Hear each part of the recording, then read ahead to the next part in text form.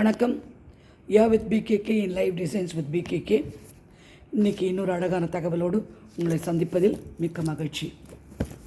நம்ம எப்பவும் நினச்சிருப்போம், ஒரு கட்டம் அப்படின்னு வரும்போது சில வேலைகள் செய்ய முடியாமல் செய்யும்போது நம்ம தனியாக இருக்கோம், நம்ம தனியாக தான் இருக்கோம், யாரும் கிடையாது அப்படி நினைக்கவே நினைக்காதீங்க.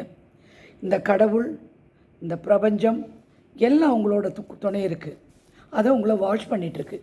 நீங்கள் செய்கின்ற எண்ணுகின்ற எண்ணங்கள் எல்லாம் அதை நோக்கி செலுத்தினால், உங்கள் எண்ணங்கள் அதை நோக்கி செலுத்தினால் அது பதில் சொல்லும்.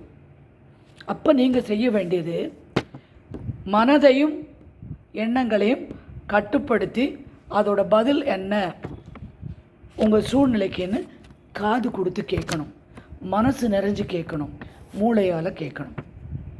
புரிஞ்சுதா? நாம் அது பேச விட்டு நம்ம இஷ்டத்துக்கு நாம் பாட்டுக்கணும் கடன்னு இதை யோசனை பண்ணி, அது எப்போவுமே நமக்கு நிறைய யோசனைகள் வரும், தப்பே கிடையாது, ஏன்னா மனுஷங்க தானே. ஆனால் நீங்கள் பிரபஞ்சத்தை கேட்கணும், கடவுளோட பேச்சை கேட்கணுன்னா மனசை ஒரு நிலைப்படுத்திக்கணும். அதுக்கு என்ன பண்ணோம்? Breathe in and breathe out. அப்படியே மூச்சு விட்டு மூச்சு வாங்கி, மூச்சு விட்டு மூச்சு வாங்கி நிதானப்படுத்தணும். புரிஞ்சுதா? அப்படியே நிதானப்படுத்தும் போது உங்களுக்கு ஒரு சமநிலை வரும், நிறைய எண்ணங்கள் வரும். இதை தூக்கி போட்டது, நான் சாமி பேச்சை கேட்க போகிறேயா, நீ சும்மா இருன்னு அந்த தாட்டெல்லாம் ஒதுக்கி வச்சுட்டு அப்படியே அமைதியாக இருந்தீங்கன்னா உங்களுக்கு நிறைய விஷயங்கள் தென்படும், நிறைய விஷயங்கள் பதிலாக வரும். புரிஞ்சுதா? எல்லாருமே பயங்கரமான இன்ட்யூட்டிவ் புத்திசாலியான ஆட்கள். அதனால் உங்களுக்கு கண்டிப்பாக அது பதில்.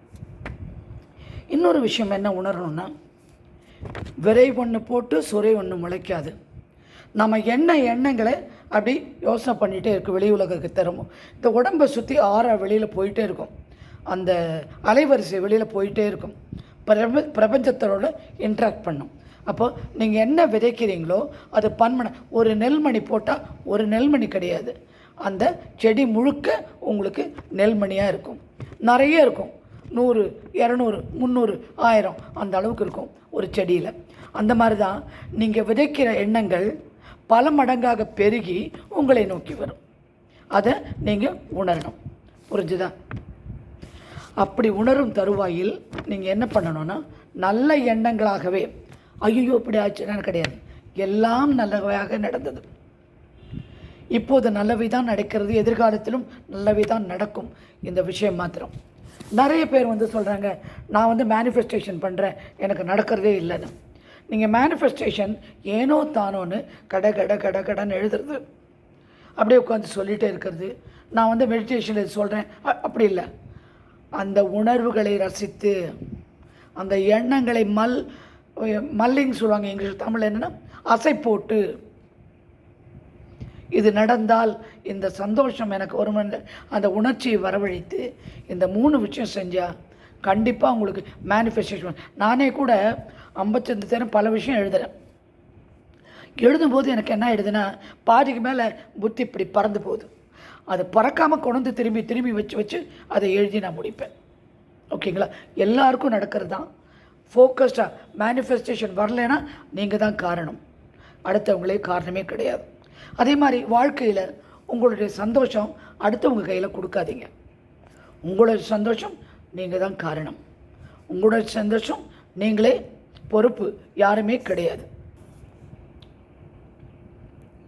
இன்னொரு விஷயம் என்னென்னா, உங்களை நீங்கள் அப்ரிஷியேட் பண்ணுங்கள்.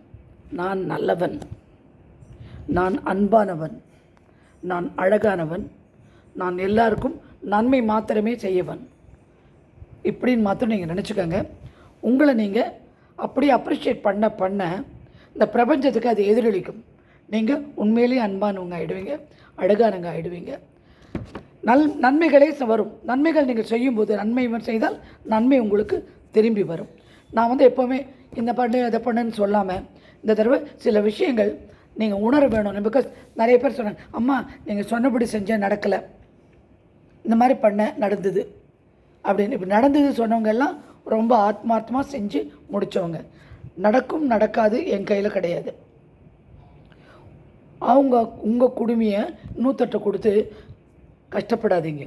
உங்களுடைய விஷயங்களை நீங்களே பார்த்து உங்கள் மனம், உங்கள் மனநிலை, உங்களுடைய சந்தோஷம், உங்களுடைய உணர்ச்சிகள் எல்லா விதமாக நீங்கள் அதை சரிப்படுத்திக்கணும். வாழ்க்கை வந்து ஒரு சிம்பிள் ரகசியம்தான். என்ன கொடுக்குறோமோ அதுதான் நமக்கு திரும்பி வரும். அன்பை கொடுத்தால் அன்பு வரும், கோபத்தை கொடுத்தால் கோபம்தான் திரும்பி வரும். சண்டை போட்டால் இன்னொருத்தர் சண்டை போடுறாங்கல்ல, அந்த மாதிரி தான். அப்போது நீங்கள் மிக திறமையான ஆள். எல்லா உயிர்களும் மிக சக்தி வாய்ந்த உயிர். எல்லாருக்குமே அந்த பவர் இருக்குது. எனக்கு பேசுகிற அந்த பவர் இருக்குது, எனக்கு உணர்கிற இந்த பவர் இருக்குன்னா எனக்கு மேலேயே உங்களுக்கு இருக்கும். அதை நீங்கள் நம்பிட்டு என்ன பண்ணணும்னா, start practising good thoughts, start practising பலமான மனசை திடப்படுத்திட்டு பலமாக இருங்க. அதே மாதிரி இன்னொரு பயிற்சி, இரவு படுக்க போகிறதுக்கு முன்னாடி அப்படியே படுத்துட்டு நம்ம தூங்கும்போது மண்டையில் வந்து கொஞ்சம் மண்டையை ரிலாக்ஸ் பண்ணணும். ரிலாக்ஸ் அப்படி பண்ணும்போது என்ன ஆகிடும், தீட்டா அப்படின்னு இங்கிலீஷில் சொல்லுவாங்க, அந்த ஸ்டேஜுக்கு போகும். அந்த ஸ்டேஜில் நீங்கள் என்ன நினச்சாலும் அது நடக்கும். அதுக்கு நீங்கள் என்ன பண்ணணுன்னா, நல்லா ஆசுவாசப்படுத்தி மென்டலாக ரிலாக்ஸ் ஆகணும். ரிலாக்ஸ் ஆகும்போது கான்ஷியஸ் மைண்ட் ஓப்பன் பண்ணி சப்கான்ஷியஸ் மைண்ட் கதவு மிக அகலமாக திறந்து எண்ணங்களை அனுப்ப வேண்டும். என்ன வேணுமோ அந்த எண்ணங்களை அதில் அனுப்பினால் அதோட பலன் நிச்சயம் கிடைக்கும். அதுக்கு இன்னொரு விஷயம் என்ன பண்ணோன்னா, உங்கள் இதயத்தோட ஒலியை லப்டப் கேட்குது பார்த்தீங்களா, அதை நைட்டில் படுக்கும்போது ஒரு தூங்குறதுக்கு முன்னாடி அந்த இதயத்தோட ஒலியை கேட்டுட்டால் ஆட்டோமேட்டிக்காக தலை வந்து அப்படியே மூளை வந்து அப்படியே அந்த தீட்டா ஸ்டேஜுக்கு போயிடும். அப்போது நீங்கள் உங்களுக்கு வேணுங்கிற நாளை நிலம் நல்லதாகவே நடந்தது, எனக்கு இந்த பொருள் வேண்டும், இந்த காரியம் நடக்கணும், என்ன காரியம் நடக்கும் அதை மாத்திரம். Too many things don't feel.